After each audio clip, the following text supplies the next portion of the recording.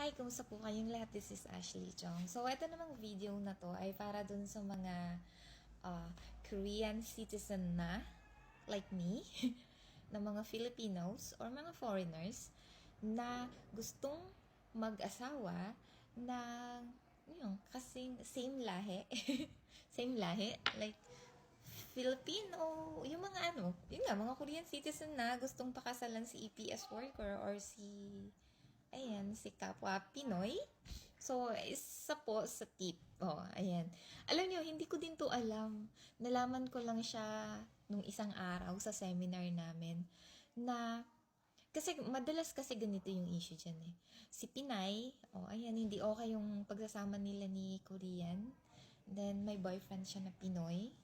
Pagkatapos, eto si Pinay, hindi pa siya Korean, di ba? Hindi pa siya Korean, hindi pa siya citizen. So, ang gagawin niya, bibilisan niya. Alam mo, mamadaliin niya yung pagpapakorian and then after, i-divorce po niya yung si Korean para makapag-asawa ng kapwa niya Pinoy or ng ibang lahi. So, pwede naman yun. Kaso guys, mahirap po na makapag-change ng visa etong si pinakasalan. Bakit po?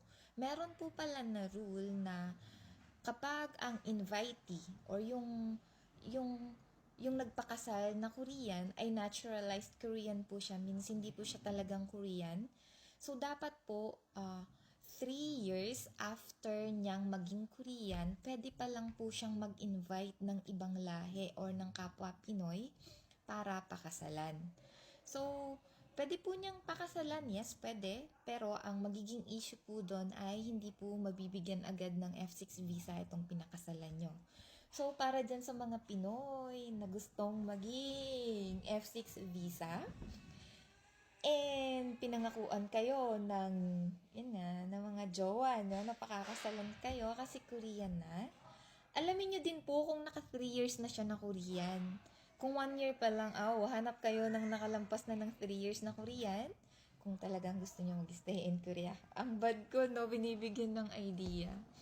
So, yun lang po kasi yun po yung nalaman ko nung isang araw and nagulat ako kasi hindi ko alam yung information na yun. Bago siya sa pandinig ko and interesting. Kasi nga maraming ganun na issue, di ba? So, yun lang po. I hope makatulong. Ate ko.